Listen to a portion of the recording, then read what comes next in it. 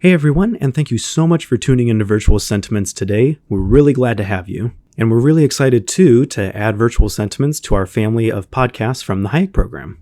Just before we get started, if you like what you hear today and you want to hear more of it and you think other people should hear more of it, please do consider sharing the podcast. We have got a lot of ground that we're going to cover on this season of Virtual Sentiments. We're going to cover topics on the ethics of artificial intelligence. We've got conversations on self-driving cars, the evolution of communication, and we're even going to get into literature later on in the season. So there really is something for everybody, and we'd like to make those conversations as available as possible to everyone who wants to hear them. Also, we release every 2 weeks for this season of Virtual Sentiments, so if you just can't wait for that next episode to come out, I'd encourage you to check out our other podcasts from the Hayek program, which is simply called the Hayek Program Podcast. There's a wealth of information over there on topics such as economics and sociology and politics, and it's a perfect resource for you and other lifelong learners to engage with. And finally, if you listen to a couple episodes of Virtual Sentiments and you're really liking the show, we will always appreciate a 5-star review on Apple Podcasts. That's all for now. Let's get to the episode.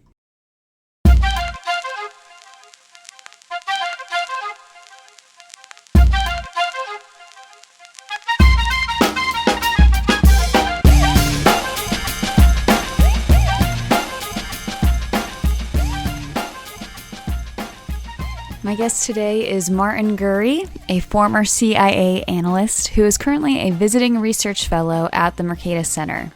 Today we'll be talking about his work on the relationship between politics and media, especially about the nature of digital media, which he details in his book, The Revolt of the Public and the Crisis of Authority in the New Millennium.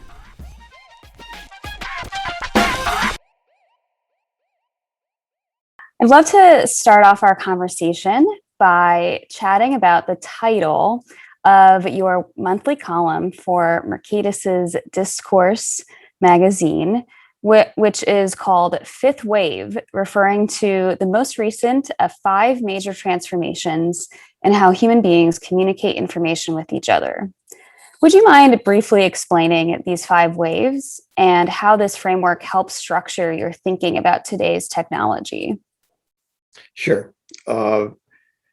Basically, technology doesn't change in a gradual and incremental way. Technology changes in great big pulses or waves.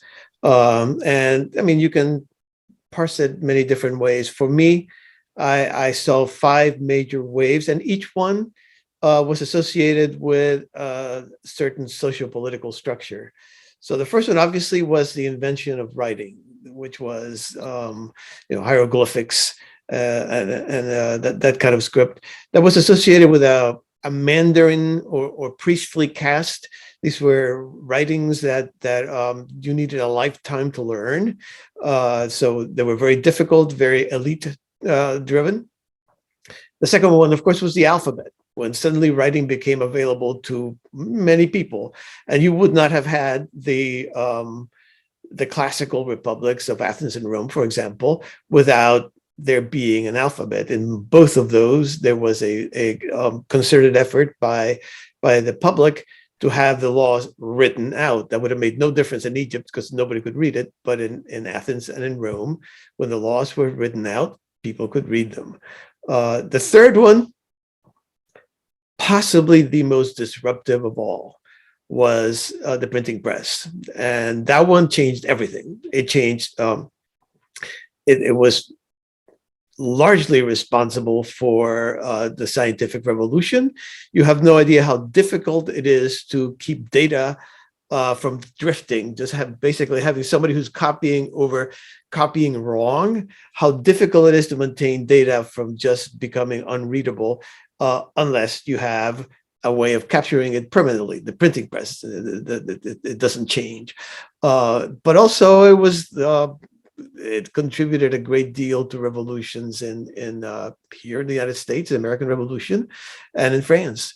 So it was possibly, and it began with the Reformation, which was the 30 Years War, possibly the most horrible war ever in Europe.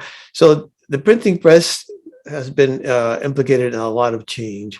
I would say the fourth one was the one that as you can see, I'm not a young man, I was born into, and that is the mass media. The mass media began somewhere on the turn of the 20th century and peaked somewhere around maybe the third quarter of that century. And it was a way of educating the hundreds of millions of people in industrialized countries that were entering history at that time and needed, in both democratic and non-democratic countries, needed to be put into the picture of what was going on in a way that elites found comfortable. So just basically included all these people in a very top-down, I talk, you listen mode. And of course, the fifth one is the one we're in right now. It's the digital age, the fifth wave of information, which is not quite to the third wave level, not quite to the printing press level, but it is massively disruptive. It is disruptive every aspect of that old world, the mass media world that I was born into is very maladapted to what's going on right now. And that's essentially what I write about. Great, thank you. I think that the wave metaphor is such a helpful way of both acknowledging what is extremely new and disruptive about our era while drawing those parallels to these other historical periods. So I really appreciate that perspective. It really does strike me, and I think you're not the only one to highlight the political consequences of the printing press. It certainly is an iconic invention. As someone who works on early modern political thought, I was particularly struck by the comparison that you drew in your book between our time and the 17th century religious wars. I was hoping you might illuminate what about our time brings that historic period to mind for you. Well, I mean, there's a couple of ways you can parse that. One is that probably the outcome of everything that's happening right now is utterly beyond the scope of what us supposedly wise heads are talking about, right? You look at a conflict, and right now, the way I define it, and you can again parse it many ways, but it clarifies my mind to think of it in terms of the public empowered by these digital devices, and then the elites that basically have inherited the old 20th century world and are desperately clinging to it.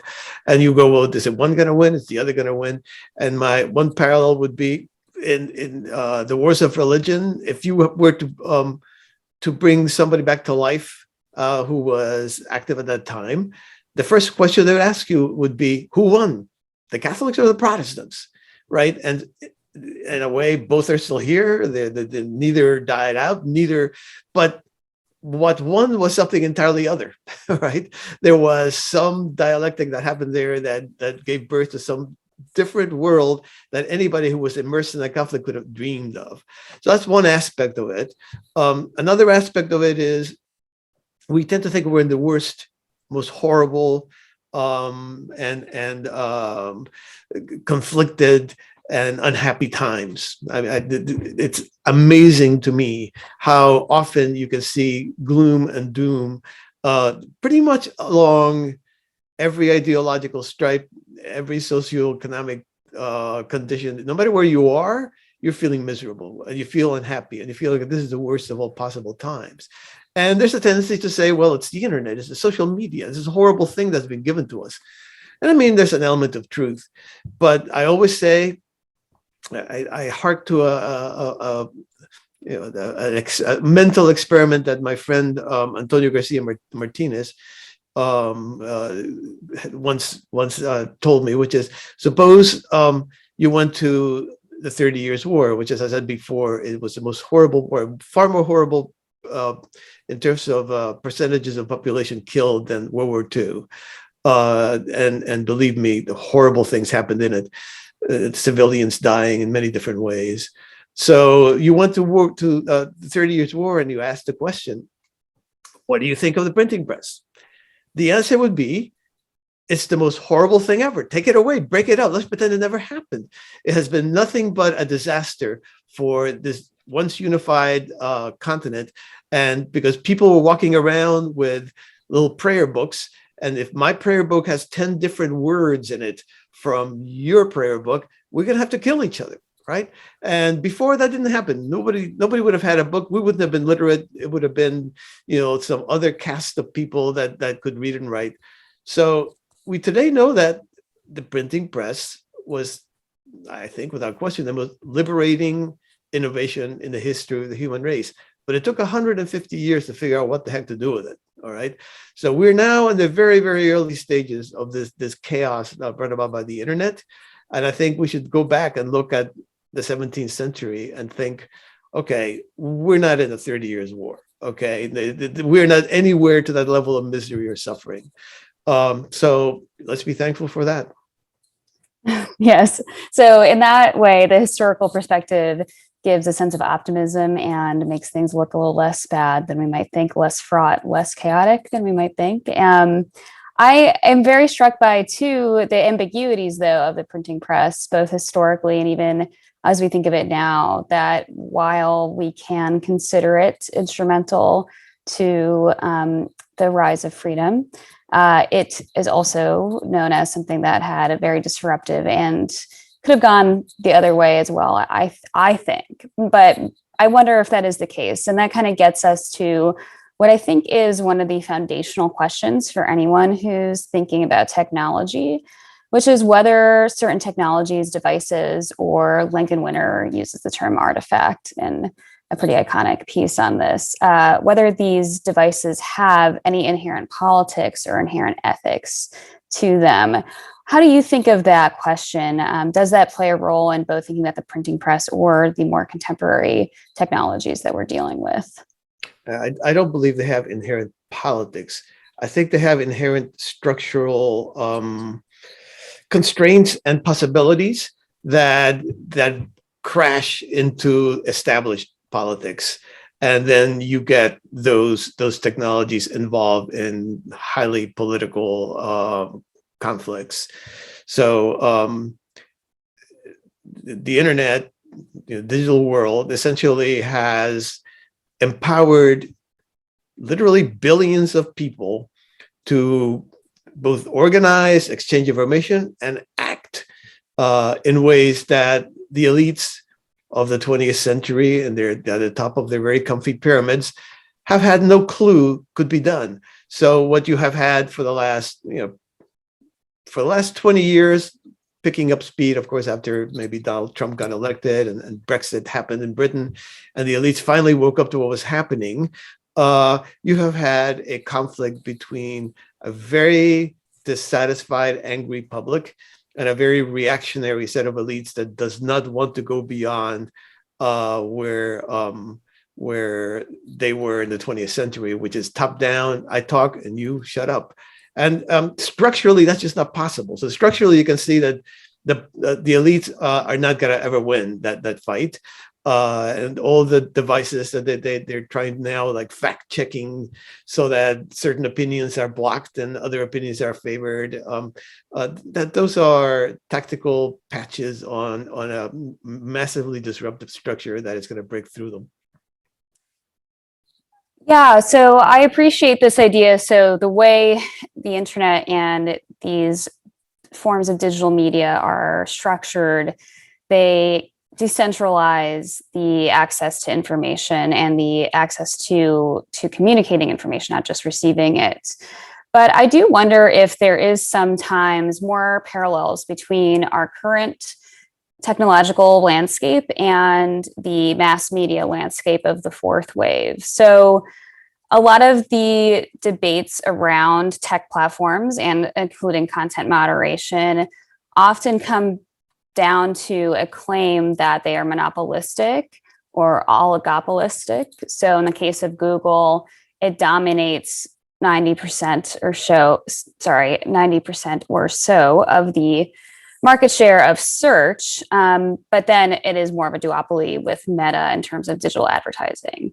So it seems to me that fundamentally there are still these large corporate entities that at least affect the structure and the policies that end up shaping how information is disseminated among people. Would you agree with that? And what do you think of those claims about these concentrated forms of power that still affect this decentralized information sphere? Yeah, and I think that's been a development of the last 5 years. I 100% agree with that. I think it's there's a digital oligarchy that is in place right now. I mean, in a sense, we, the public, created them because we loved, Twitter and Facebook and so forth. But in a sense, and it matters only when there is a digital, ideological convergence. Because even if you had these large oligarchical structures, as long as they stood aside and apart from the mainstream media and the elite controlled environment, the public could still use them. But what you see now is the people who run these it's easy to control an oligarchy. It's very hard to control a vast universe of digital sites, for example. So a lot of threats have been heaped upon the lords of Silicon Valley. We're going to come and break you up. We're going to change Section 230. We're going to do this. We're going to do that. And they have decided that there's also an element of aging, I think. These were platforms that were erected by very young people, and they were very comfortable with move fast and break things, right? I mean, they were very comfortable with that because when you're young, that's the way the world looks. Well, Mark Zuckerberg is married, has kids. The other Google guys, I mean, they're deep into middle age. Okay, so you start to see the world somewhat differently. So between the fact that politically it's sensible for them to crumble to the elites, and probably in their life cycles they now don't feel like they're disruptors; they're now established. Anyway, ideologically they have moved to where the elites want them to be. I don't think that can happen 100% in the internet. I think the internet, the digital world, is too vast and multifarious for control to be established. But there's no question that a lot of the visibility, a lot of the discussion that gets talked about in public, for example, during elections and things like that, these people control. But what you're doing is you're leaving, the public is still there. All right. You still have these people who elected Donald Trump, who erupt in our cities because they feel like Black Lives Matter, and you have all these angry and invisible human beings who are still taking advantage of the internet. And the more they are squeezed out by these oligarchical presences, the angrier they get. So you're just creating pressure that's going to blow at some point, and you of course push them to weird platforms like 4chan or whatever. And the second you take Donald Trump out from the spotlight of social media and cast him away, you're basically giving an advantage to some crazy prophet like QAnon, right? Who can work in 4chan in the darkness, the invisibility of 4chan, and nobody's going to silence him. So you are creating a situation that I think is pretty explosive, and I think, and honestly, it's exploding even as we talk. I was curious to get your thoughts on how the reception of your book has really emphasized the kind of sense of your vision as almost prophetic in thinking about these conflicts that are, of course, diverse and complicated between the elite and the public. Because you wrote the book in 2014, which was, of course, preceding the election of former President Trump, which you've highlighted in your comments too as being kind of crucial to this story. So what do you make of the kind of characterization of your work as prophetic, and why do you think it's able to be received in that way? How were you able to write something that could be received in that way? That's a really good question. I wish I had an answer. Okay, look at page 1 of the book. It says, I do not do predictions and I do not do prophecies, all right? And I have spent the last 3 years since the second edition was published saying that, and it seems to make absolutely no difference. I mean, the word that gets attached to me is prescient, because I think it's going to keep yelling about being right about predicting anything, because I never do predictions.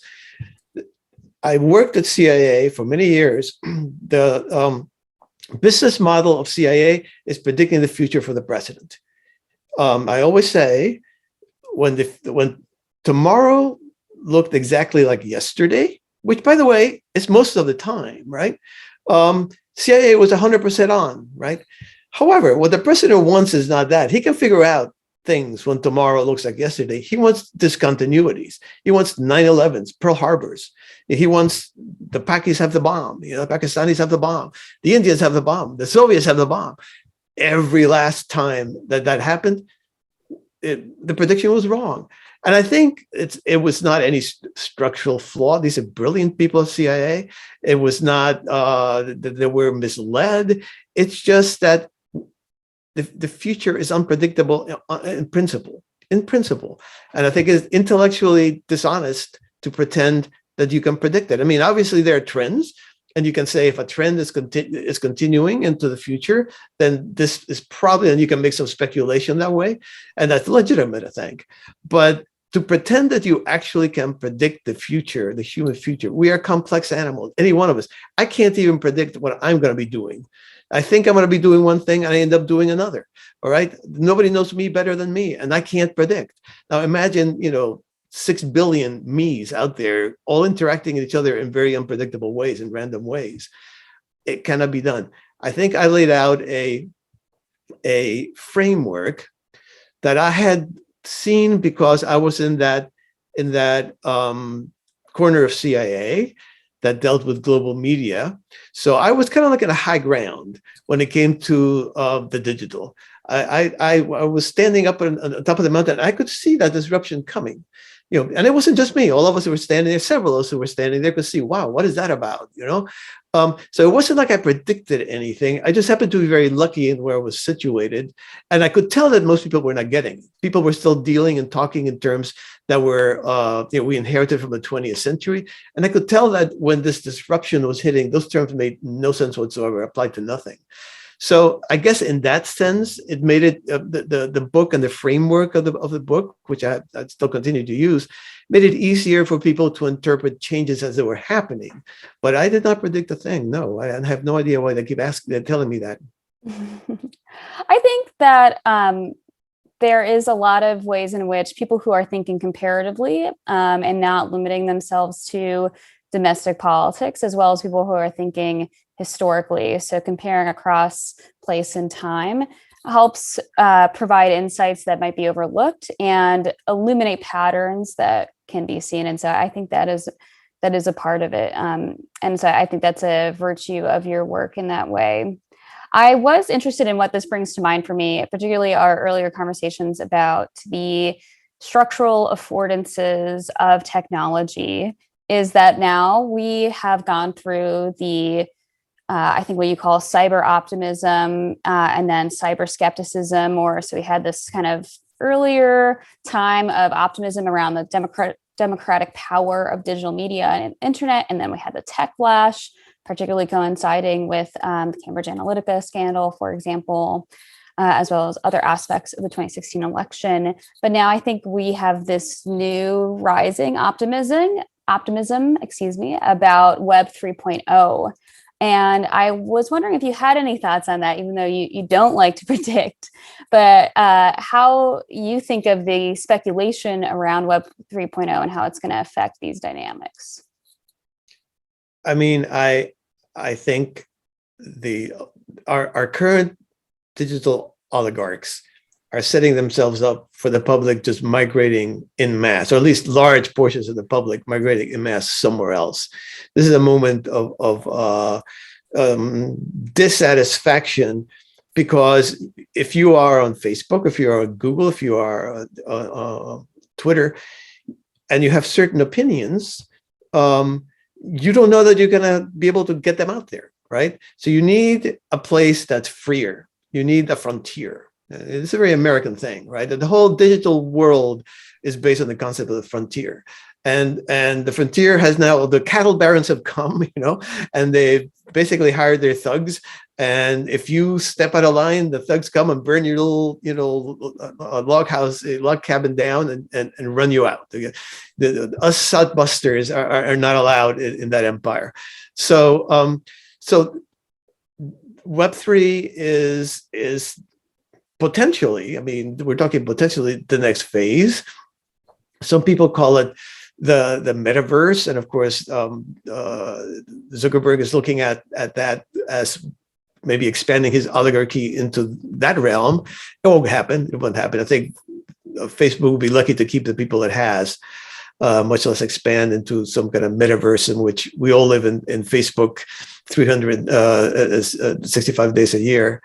So I think the important thing about Web3 and metaverse is that it has to be a pluriverse, right? Not a monoverse. It has to be something that has many nodes of authority and many nodes of community in it, sort of like the internet used to be, I think. But this is going to be baked in. The people who are into it, and I don't pretend to have the technical know-how to understand, but when you talk to them, they all say, we're going to bake into that system so that you can't happen what happened with Web 2.0, that it ended up with all the cattle barons, 3-4 cattle barons owning all the real estate, and the rest of us just kind of, begging permission to say what we want to say. So if this happens, if Web3 happens, it will be a far more dispersed, a far more decentralized, far freer. How that might look, I have no idea. I really don't know. Whether it works, I have no idea. But I think there is a lot of hunger for a frontier again in the digital. We can all escape the cattle barons by going even further west. Great. Yeah, I think that is certainly an open question as to what Web 3.0 will look like. And certainly it seems to me the extent to which current companies like Google and Meta do attempt to kind of build a lot of that infrastructure does seem to affect the extent to which it really will be a decentralized and a radically different system without the same kind of problems, or at least I guess there is always the possibility of new kinds of problems arising. I also, in thinking about these questions with Web 3.0 and technology, I was very struck with the emphasis in your work, both in your book and your other work, on visual imagery. And as somebody who studied film and I'm a photographer, I'm interested in visual imagery as well. It is always kind of striking to me how we don't really teach a form of literacy that helps people interpret what they see. Is that something that you think about at all, and the dominance of visual imagery in the way that we experience our lives in politics? Deeply. And I have asked exactly the question that you just posed, which is, why don't we teach ourselves how to decode the rhetoric of images? This is something actually, as opposed to most other things that I'm asked to talk about, where basically, I tell you what I think. This is actually one of the few things that I know something about, because I led a process at CIA to come up with a way to analyze the rhetoric of visual persuasion. And I mean, that was a fascinating process. Number one, the reason we did it was because many of us felt the digital world is the triumph of the image over the printed word. So all of us spent all this time fighting over those words that we're talking about, but what's having an impact? It's not that.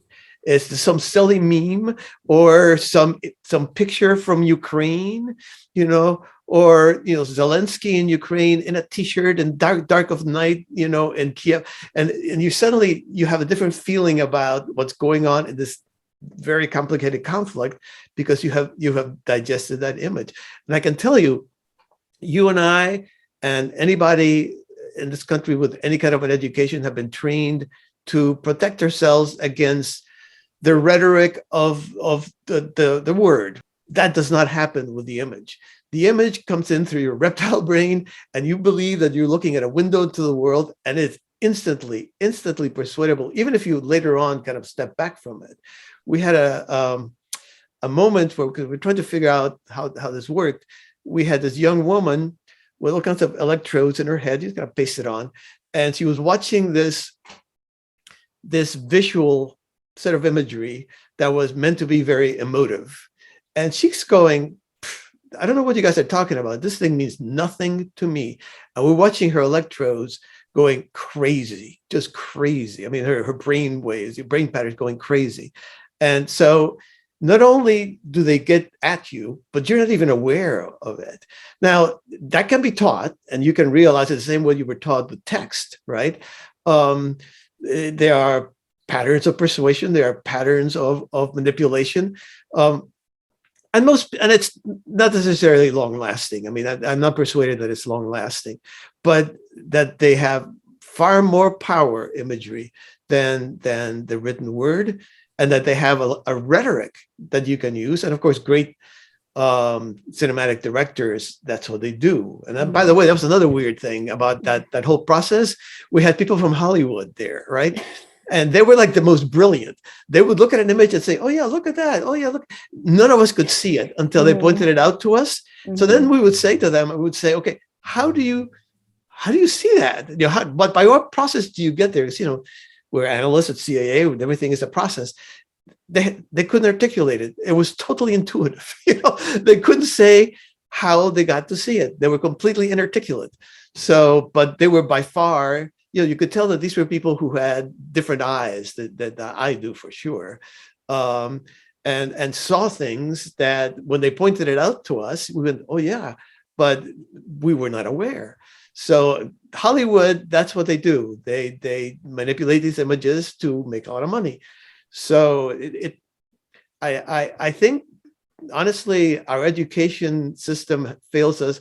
I think we ought to be taught about, for example, how to deal with news and information, whatever. And I think in particular, we ought to be taught about how to deal with imagery. Do you think that in order to grapple with the current dynamics of the internet and kind of disinformation and persuasion through digital interactions, we have to be grappling more with our kind of history of mass media and film and in these ways? Well, I mean, first of all, I think sublimation, you know, where they show you the effects of that have been shown to be very short. Yes, of course. You kind of walk away from it and suddenly, you know, you snap out of it. And I think that can be extended. And I will freely admit, in a lonely minority, in my opinion, in this. But I believe persuasion is very difficult. I think it can happen. Obviously, it can happen. And there have been great persuaders in history who have turned historical processes around in directions that wouldn't have happened if that persuasion had not taken place. But it's difficult. It's very difficult. The default is a book by an author called Hugo Mercier. It's called Not Born Yesterday. I recommend. Essentially, our psychological default is not, oh, look, I just learned a new thing and I believe in it. Our psychological default is the exact opposite of that. We hunker down. When uncertain, when we don't know the source, or I'm not sure we trust the source, we hunker down and we say, well, you know, I don't believe that until somebody else tells me. Many of the examples that are given of people who have been driven to do bizarre and even violent things by what is called disinformation. For example, being told that the pogroms in France is one that's been studied that Mercier talks about, that of course the blood libel that the Jews were killing infants.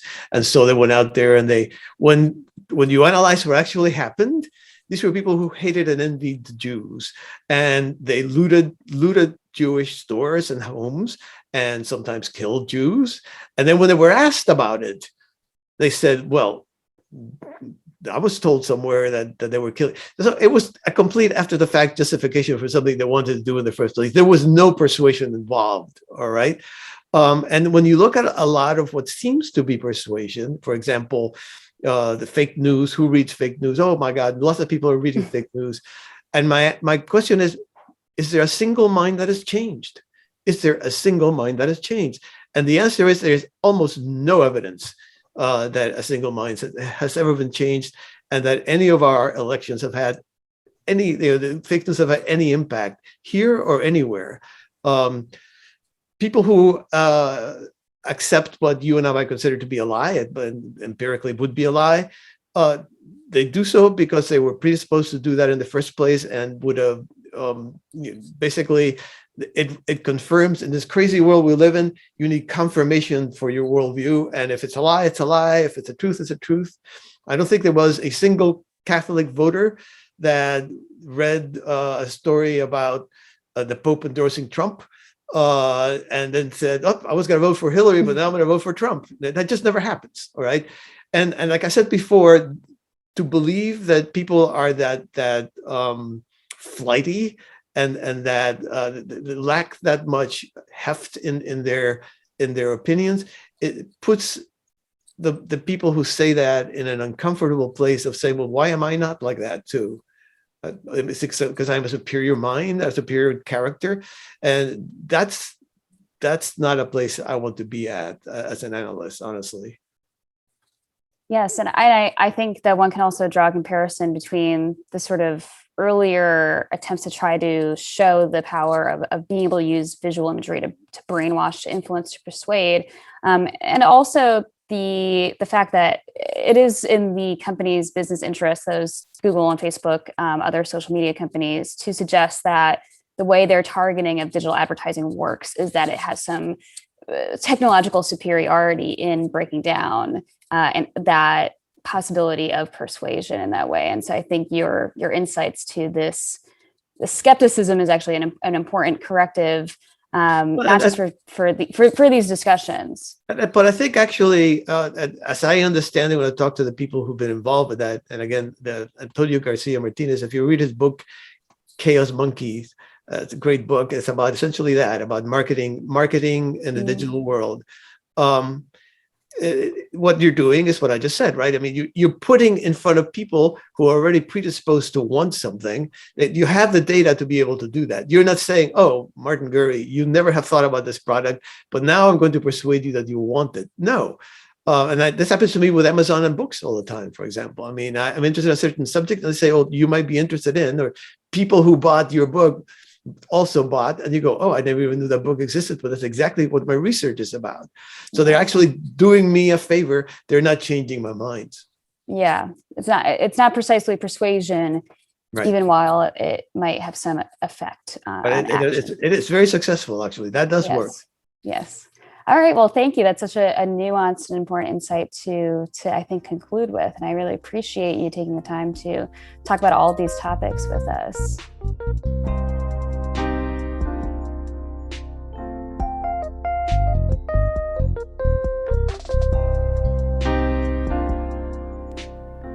There's a few different important points from the episode that I wanted to review. Martin talks about these 5 waves of major changes in information and communications technology. So the first 2 are related to writing, and then the third is the printing press. And the fourth is 20th century mass media and the more recent rise of digital media. And looking back on the 16th century religious wars in Europe that followed the invention of the printing press, one of Martin's main points was that the kind of political practices and ideas that ultimately won out and defined our world today seems to be something else entirely different from the specific doctrines espoused by the major combatants, Catholics and Protestants. And I really appreciated that Martin's point was to suggest that we fundamentally can't predict the future.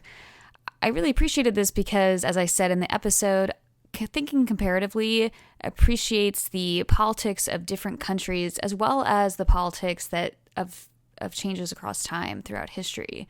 And in doing that, we might be able to come up with very interesting kinds of patterns and problems that we might notice through to today. But that doesn't mean that we think we could mine the past for answers or that we can use it to predict the future. Rather, the historical perspective should help us notice things we might otherwise take for granted about our own lives, while giving us a sense of humility and appreciation for contingency and the unpredictability of society. In the episode, I use the term affordances, and that's a concept that I got from sociologist Zeynep Tufekci's book, Twitter and Tear Gas, The Power and Fragility of Networked Protest. Technological affordances are, in her words, the actions a given technology facilitates or makes possible.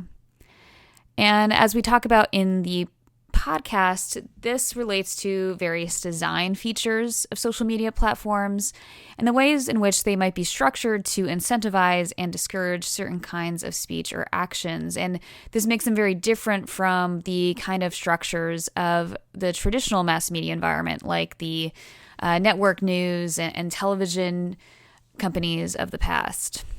So these decisions are shaped not only by individuals working at these companies, but that these individuals themselves are influenced by broader political economic incentives to which they're responding.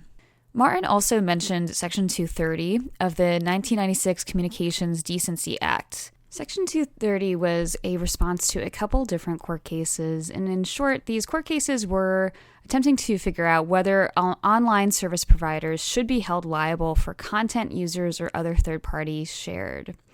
Jeff Kosef gives a great history of this in a law review article, in a book, and some interviews as well. But in short, these different court decisions ended up setting a precedent that created perverse incentives when it came to how companies moderated the content on their platforms. The more that a company moderated content, so the more a company might have taken down any kind of harassment or defamatory claims, the more likely they were to be found liable for things their users posted. And so rather than attempt to regulate this speech, they would actually be incentivized not to do anything at all. I think there's much more that could be said about all this, and hopefully we'll get into it more throughout the podcast. But just in short now, I want to draw a comparison here between the law and to these design decisions of digital platforms and how those affordances shape behavior is kind of similar to the way that the regulatory landscape and law shapes behavior as well. We also talked about the rise of visual media, videos, and images, and how while education today often includes literacy and training students in being able to recognize the rhetorical methods used to persuade readers or listeners, there's also a kind of language that is articulated in photography and video, or as Martin put it, a rhetoric of visual persuasion.